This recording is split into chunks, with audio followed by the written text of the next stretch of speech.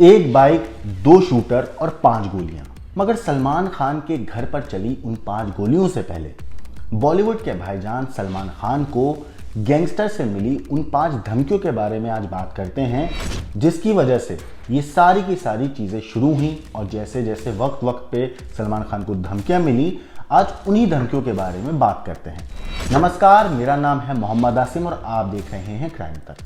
5 धमकियों के बाद ये दूसरा मौका था जब हमलावर बॉलीवुड के सुपरस्टार सलमान खान के घर तक जा पहुंचे। लेकिन ऐसा पहली बार हुआ कि बंदूक की गोली सीधे गैलेक्सी अपार्टमेंट के अंदर पहुंची।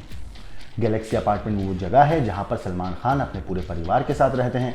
रविवार की सुबह जिन 2 लोगों ने सलमान के घर के बाहर गोलियां चलाई थी, पुलिस ने पहले उनमें से एक की शिनाख्त की और फिर फायरिंग करने वाले दोनों आरोपियों को मुंबई क्राइम ब्रांच ने गुजरात के भुज से गिरफ्तार कर लिया और उनको वापस मुंबई लाया गया गुजरात के भुज से। अब इस पूरे मामले पर पुलिस के मुताबिक दोनों आरोपी बिहार के पश्चिमी चंपारण के रहने वाले हैं, ये पुलिस ने बताया है। दोनों आरोपियों की शिनाख्त सागरपाल और विक्की साहब गुप्ता के तौर पर हुई है। शुरुआती पूछताछ में भी ये पता चला है कि सागरपाल ही वो शूटर है जिसने सलमान खान के घर पर फायरिंग की थी। अब आपको इस पूरे शूटआउट की तफसील से कहानी बताते हैं। वैसे सलमान खान एक ऐसे सितारे हैं जिनके चाहने वाले उनके जुगनू हैं। जितनी ज़्यादा जुगनुओं की रोशनी, उतना चमकता सितारा। अब भला सितारों से उसके जुगनू या जुगनुओं से उसके सितारे को कैसे दूर किया जा सकता है। लेकिन बॉलीवुड के दबंग हीरो और भाईजान को जिस तरह पिछले 6 सालों से लगातार धमकियां मिल रही हैं, हमलावर उनके घर की बालकनी के पर्दे तक में गोलियों से सुराख कर रहे हैं, उसे देखते हुए आने वाले वक्त में इस सितारे और जुगनुओं के बीच दूरी थोड़ी बना दी जाए तो कोई शायद हैरानी वाली बात नहीं होगी, क्योंकि जाहिर सी बात है जो सितारा है उसकी जान की कीमत सबसे पहले है और फैंस भी यही चाहते हैं। मगर संडे की सुबह सुबह मुंबई की नामचीन पते में से गैलेक्सी अपार्टमेंट के अंदर और बाहर जो कुछ हुआ वो इस सवाल खड़े करता है कि पिछले 14 सालों से जेल में बंद एक गैंगस्टर आखिर जेल या अलग अलग जेलों के अंदर से ही ये सब कुछ कैसे कर रहा है। संडे सुबह गैलेक्सी अपार्टमेंट के बाहर और अंदर जो कुछ हुआ, जिस तरह हुआ, उसकी इनसाइड स्टोरी आपको मैं बताऊं उससे पहले ये जानना भी ज़रूरी है कि पिछले 6 सालों में सलमान खान को जो 5 धमकियां मिली और एक बार छोटे हथियार के चक्कर में एक हमलावर गैलेक्सी से, जो उनका घर है गैलेक्सी अपार्टमेंट, वहाँ से जो खाली हाथ लौट आया, उन सब मामलों का क्या हुआ, इनमें से कितने पकड़े गए, कितनों के खिलाफ कार्रवाई हुई और कितनों की जाँच पूरी हुई। वैसे सलमान खान को पहली धमकी साल 2018 में जोधपुर कोर्ट में मिली थी। यही वो साल था जब सलमान खान को पहली बार जान से मारने की धमकी मिली। गैंगस्टर लॉरेंस बिश्नोई ने जोधपुर कोर्ट में पेशी के दौरान पहली बार कहा था कि हम लोग सलमान खान को जोधपुर में ही मारेंगे। इसके बाद दूसरी धमकी साल 2019 में मुंबई में मिली। लॉरेंस बिश्नोई के खास शूटर संपत नेहरा ने कायदे से पहली बार सलमान को मारने की कोशिश की थी। तब वो बाकायदा मुंबई में सलमान के घर, जो गैलेक्सी अपार्टमेंट है, उसके बाहर तक पहुंच गया था। लेकिन तब उसके पास जो हथियार था, यानी कि जिस हथियार से वो सलमान खान की हत्या करने वहां पहुंचा था, उसकी रेंज कम थी। इसीलिए उसने हमले का जो प्लान था उस वक्त टाल दिया था और दूर तक मार करने वाले हथियार की तलाश में हरियाणा पहुंच गया था। लेकिन ऊपर वाले का करम था, फैंस की दुआ थी। इससे पहले कि वो इस पूरी वारदात को अंजाम देता और उसे हथियार मिलता, वो पुलिस के हत्थे चढ़ गया। और तीसरी धमकी फिर आई जून 2022 में jogging park Bandra. Lawrence Bishnoi के शूटर संपत नेहरा के गैलेक्सी अपार्टमेंट तक पहुंच जाने के बाद इस बार हमलावर उसी गैलेक्सी अपार्टमेंट से कुछ ही दूरी पर उस जॉगिंग पार्क तक पहुंच चुके थे जहां सलमान खान के पिता सलीम खान रोजाना मॉर्निंग वॉक किया करते थे। मॉर्निंग वॉक के बाद पार्क की जिस बेंच पर सलीम खान बैठा करते थे, उसी बेंच पर हमलावर धमकी भरी एक चिट्ठी छोड़ गए थे। इस चिट्ठी में लिखा था कि सलमान और उसके पिता सलीम खान का ठीक वही अंजाम होगा जो पंजाबी सिंगर सिद्धू मूसेवाला का हुआ था। अब ये खत सिद्धू मूसेवाला की मौत के ठीक 1 महीने बाद पुलिस को मिला, जो सलमान के पिता हैं उनको मिला था। अब चौथी धमकी की अगर बात करें तो ये चौथी धमकी मिली थी मार्च 2023 में। धमकी भरा जो ये पूरा एक ईमेल आया था सलमान के पास। दरअसल सलमान की जो मैनेजर को एक ईमेल मिला था। ये मेल लॉरेंस और गोल्डी बरार के खास गुर्गे मोहित गर्ग की ईमेल आईडी से आया था। इस ईमेल में सलमान को चेतावनी दी गई थी कि वो कनाडा में बैठे गोल्डी बरार से फेस टू फेस बात कर ले, वरना लॉरेंस बिश्नोई के हुक्म के मुताबिक उसे मार दिया जाएगा। मेल में लिखा था कि ये धमकी आखिरी धमकी है, इसके बाद अंजाम भुगतने के लिए वो तैयार रहे। लेकिन मुंबई पुलिस ने इस ईमेल के बाद लॉरेंस बिश्नोई, गोल्डी बरार और मोहित गर्ग के खिलाफ एफआईआर भी दर्ज की थी। और अब बात करते हैं उस 5वीं धमकी की जो आई थी नवंबर 2023 में। दरअसल फेसबुक के जरिए लॉरेंस बिश्नोई की तस्वीर वाले फेसबुक अकाउंट से ही ये धमकी पंजाबी सिंगर गिप्पी गरेवाल को दी गई थी, लेकिन इसी धमकी में सलमान खान का नाम भी लिखा गया था। इस बार भी धमकी जान से मारने की थी। तो पिछले 6 सालों में 4 धमकी और संडे की वारदात को अगर मिला लें तो 2 बार हमलावर गैलेक्सी तक पहुंच गए। लेकिन इन सभी मामलों में एक संपत मेहरा को छोड़ दें अगर हम, तो अब तक इस पूरे मामले में कोई खास जांच नहीं हुई। हालांकि दिक्कत पुलिस के सामने भी है। अब वो दिक्कत क्या है? तो वो ये दिक्कत है कि इस धमकी और हमले का जो मास्टरमाइंड है यानी कि लॉरेंस बिश्नोई, वो साल 2014 से ही जेल में बंद है। फिलहाल वो अहमदाबाद की जेल में है। लॉरेंस के बाद उसके जो गैंग का है, उसका दूसरा सबसे बड़ा जो बॉस है वो है गोल्डी बरार, जो पिछले 6 सालों से कनाडा में बैठा है। अब आप ही बताइए, जो पहले से ही पकड़ा हुआ है और जिसे पकड़कर जेल में रखा हुआ है यानी कि लॉरेंस बिश्नोई, उसका पुलिस क्या करेगी? वो तो ऑलरेडी जेल के अंदर बंद है। और जो देश में ही नहीं है, उसे दूर देश से अपने देश कैसे लाया जाए? उसको लाने की एक प्रोसेस है जिसमें वक्त लग रहा है। यानी कि सलमान को धमकी देने या गैलेक्सी तक पहुंचने वाले गुर्गों की तो वो महीने के हिसाब से बदलते रहते हैं। लिहाजा ऐसे गैंग और गुर्गों से सलमान को बचाने के लिए वक्त वक्त पर उनकी सुरक्षा कड़ी कर दी जाती है। यहाँ तक कि पिछले साल सलमान को पिस्टल रखने के लिए मुंबई पुलिस ने लाइसेंस भी दे दिया था। खुद की हिफाजत के लिए पिछले ही साल सलमान खान ने बाकायदा दुबई से इंपोर्ट कर एक बुलेट प्रूफ एसयूवी निसान गाड़ी भी मंगा ली थी। सलमान खान के अपने सुरक्षा गार्ड के अलावा मुंबई पुलिस की तरफ से भी सलमान खान को सुरक्षा मिली हुई है। वैसे इससे पहले साल 2022 तक सलमान खान को Y+ कैटेगरी की सुरक्षा मिली हुई थी। Y+ सुरक्षा घेरे के तहत 6 पुलिस वाले हर वक्त सलमान खान के साथ रहते हैं। अगर सलमान को कहीं जाना भी होता है तो फिर पुलिस वालों की तादाद बढ़ा दी जाती है। बाहर के अलावा सलमान को गैलेक्सी अपार्टमेंट यानी उनका जो घर है, घर में भी सुरक्षा दी जाती है। अब सवाल ये है कि अगर गैलेक्सी अपार्टमेंट में सलमान को X कैटेगरी की सुरक्षा में रखा जा रहा है, तो फिर उसी गैलेक्सी अपार्टमेंट के बाहर खड़े होकर 2 मोटरसाइकिल सवार इतनी आसानी से 5 राउंड गोलियां कैसे चला रहे हैं और फिर गोलियां चला के वहां से निकल भी जाते हैं। तो चलिए अब सिलसिलेवार तरीके से आपको इस घटना की पूरी जानकारी तफसील से बताते हैं। दरअसल बांद्रा, जिसे मुंबई कर बैंड्रा भी कहते हैं, उस इलाके में कई सितारों के घर हैं, लेकिन 2 जो सबसे बड़े सितारे यहाँ रहते हैं उनमें से एक है सलमान खान, जो कि गैलेक्सी अपार्टमेंट में पूरा खान परिवार बरसों से रहता है। सलमान खान अपने पूरे परिवार के साथ सालों से इसी जगह में रहते हैं। उस गैलेक्सी अपार्टमेंट से मुश्किल से 1 किलोमीटर दूर शाहरुख खान का बंगला मन्नत है। सलमान के इस गैलेक्सी अपार्टमेंट की एक बालकनी या झरोखा कहें, जहां से वो अक्सर अपने चाहने वालों को दीदार कराते हैं, उस बालकनी को एक पर्दे से ढककर रखा जाता है।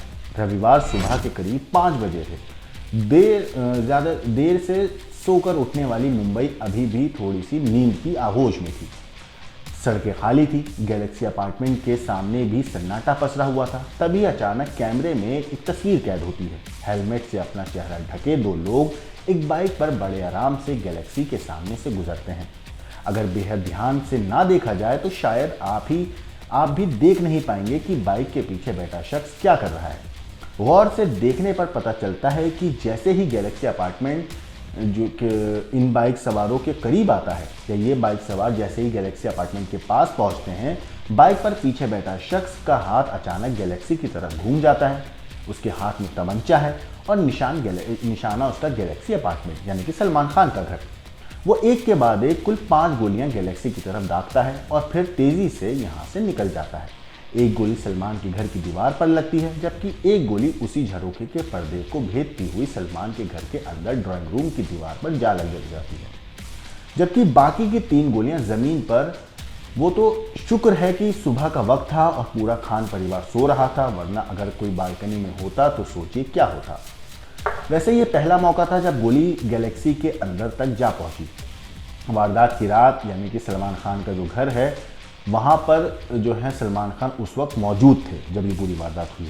जब गोली चली तब भी वो अपने कमरे में सो रहे थे। गोली चलने के कुछ देर के बाद खान परिवार को एहसास हुआ कि थोड़ी देर पहले यहाँ क्या हुआ था। आनन फानन में पुलिस घर पहुंची, तफ्तीश शुरू हुई, गोलियों के निशान और गोली के खोखे तलाशे जाने लगे। घर के बाहर की सुरक्षा कड़ी कर दी गई। फिर सलमान के पिता सलीम खान का बयान जो है वो सामने आया कि सलमान बिल्कुल ठीक है और ये सब कुछ जो है गैंगस्टर पब्लिसिटी के लिए कर रहे हैं। लेकिन पुलिस को तो अपनी जांच करनी ही थी और जांच की शुरुआत हुई सीसीटीवी कैमरे से, क्योंकि सुबह का वक्त था, सड़कों पर ट्रैफिक ज़्यादा नहीं था, लिहाजा हमलावरों की बाइक को अलग अलग कैमरों में तलाशा जाना शुरू किया गया। और ये उस टाइम पर थोड़ा मुश्किल भी नहीं था क्योंकि ट्रैफिक कम था। और आखिरकार कैमरे की मदद से पुलिस को हमलावरों के भागने के रास्ते का पता चल गया। गैलेक्सी पर गोलियां चलाने के बाद हमलावर माउंट मैरी सड़क पर पहुंचे, वहां अपनी बाइक पार्क की, वहां से महबूब स्टूडियो वाली सड़क पर पहुंचे, एक ऑटो लिया, ऑटो से बांद्रा स्टेशन पहुंचे। बांद्रा स्टेशन के प्लेटफॉर्म नंबर 1 पर सुबह के करीब 5:08 की बोरीवली जाने वाली लोकल ट्रेन पकड़ी और 5:13 पर दोनों सेंटा क्रूज स्टेशन के प्लेटफॉर्म नंबर 3 पर उतरे। अब सेंटा क्रूज स्टेशन से वकोला की तरफ बाहर निकले इसके बाद, और बाहर फिर से एक ऑटो पकड़ी और फिर वहां से वो गायब हो गए। वकोला तक दोनों सीसीटीवी कैमरे में नजर आते हैं, लेकिन वकोला के बाद वो दिखाई नहीं देते हैं। हालांकि पुलिस अब भी उस तमाम सीसीटीवी कैमरों को खंगाल कर उनकी आगे की लोकेशन पता करने की कोशिश कर रही है। खैर, माउंट मैरी से बरामद लावारिस बाइक के रजिस्ट्रेशन नंबर से जो जानकारी मिली उसके मुताबिक ये बाइक रायगढ़ जिले के पेन तहसील में रहने वाले एक शख्स के नाम पर है। पुलिस जब उस तक पहुंची तो पता चला कि कुछ दिन पहले ही उसने ये बाइक किसी और को बेच दी थी। सीसीटीवी कैमरे में कैद दोनों हमलावरों के चेहरे कुछ जगहों पर साफ दिखाई दिए हैं। इन चेहरों को जब पहचानने की कोशिश की गई तो इनमें से एक की पहचान हुई दिल्ली के करीब गुरुग्राम के एक गैंगस्टर विशाल उर्फ कालू के तौर पर। विशाल रोहित गोदारा गैंग के लिए काम किया करता है और गोदारा लॉरेंस के लिए। अब यहाँ से कनेक्शन जो है पुलिस को लॉरेंस गैंग का मिला। खैर, जब इस पूरे मामले पर तफ्तीश की गई तो ये भी पता चला कि गुरुग्राम में विशाल का जो घर है वहाँ पर हमारी टीम भी पहुँची। जब वहाँ पे उसकी बहन मिली तो उसकी बहन ने बताया कि वो 1 महीने से घर ही नहीं आया। इस बीच सलमान के घर पर इस हमले के कुछ घंटे बाद सोशल मीडिया पर एक मैसेज आता है। ये मैसेज अनमोल बिश्नोई के नाम पर भेजा गया। अनमोल लॉरेंस का भाई है जो फिलहाल अमेरिका में है। इस मैसेज के जरिए अनमोल बिश्नोई ने सलमान के घर पर हुई गोलाबारी की जिम्मेदारी ली, क्योंकि इस बार गोली गैलेक्सी के अंदर तक जा पहुंची है। लिहाजा मुंबई पुलिस भी इस पूरे मामले को हल्के में नहीं ले रही है। मुंबई पुलिस की कई टीमें एक साथ इस केस पर लगी हुई हैं। मामले की जांच क्राइम ब्रांच कर रही है। इस सिलसिले में मुंबई क्राइम ब्रांच ने सलमान खान के घर पर फायरिंग करने वाले दोनों आरोपियों को गुजरात के भुज से गिरफ्तार भी कर लिया है। इतना ही नहीं, उन दोनों आरोपियों को मुंबई लाया गया। दोनों आरोपी जो है बिहार के पश्चिमी चंपारण के रहने वाले बताए जा रहे हैं। दोनों आरोपियों के नाम है सागर पाल और विक्की साहब गुप्ता। शुरुआती पूछताछ में ये भी खुलासा हो गया है कि सागर ने ही सलमान खान के घर पर फायरिंग की थी। और जो भुज के लिए भुज पुलिस ने जो प्रेस रिलीज जारी की है उसमें ये कहा है कि पश्चिमी कच्छ पुलिस ने लॉरेंस बिश्नोई गैंग के 2 आरोपियों को गिरफ्तार किया है, जिन्होंने 14 अप्रैल को अभिनेता सलमान खान के घर के बाहर गोलीबारी की थी। दोनों आरोपियों की पहचान विक्की गुप्ता, जिसकी उम्र 24 साल बताई जा रही है, और सागर पाल, जिसकी उम्र 21 साल बताई जा रही है, इन दोनों के रूप में की गई है, जो बिहार से ताल्लुक रखते हैं। मुंबई पुलिस की तफ्तीश में ये बात सामने आई है कि सलमान के घर पर फायरिंग की साजिश पहले से रची गई थी। मीडिया रिपोर्ट की अगर माने तो दोनों हमलावर 1 महीने से पनवेल में रह रहे थे। राधाकृष्ण अपार्टमेंट हरिग्राम इलाके में स्थित एक फ्लैट आरोपियों ने किराए पर लिया था। साजिश को अंजाम देने के लिए हमलावरों ने सलमान के गैलेक्सी अपार्टमेंट की 4 बार रेकी की थी। आरोपियों ने फायरिंग से पहले पूरी तरह गैलेक्सी अपार्टमेंट की रेकी की थी। इतना ही नहीं, हर एक कमज़ोर कड़ी, वहाँ किस वक्त कौन नहीं होता है, कौन सा वक्त सही होता है, पूरी तरीके से तफ्तीश करने के बाद लोगों ने अपनी पूरी पड़ताल करने के बाद इस पूरी वारदात को अंजाम दिया। हालांकि आरोपियों को गिरफ्तारी होने के बाद और हमलावरों को वापस मुंबई लाने के बाद महाराष्ट्र के जो मुख्यमंत्री हैं एकनाथ शिंदे, वो सलमान खान के घर गैलेक्सी अपार्टमेंट पहुंचे। उन्होंने सलमान खान से मुलाकात करी। सलमान खान के जो पिता हैं सलीम खान साहब, उनसे मुलाकात करी। परिवार को आश्वासन दिया कि सरकार और पुलिस दोनों उनके परिवार के साथ है, उनकी सुरक्षा के लिए हमेशा सरकार और पुलिस तैयार है।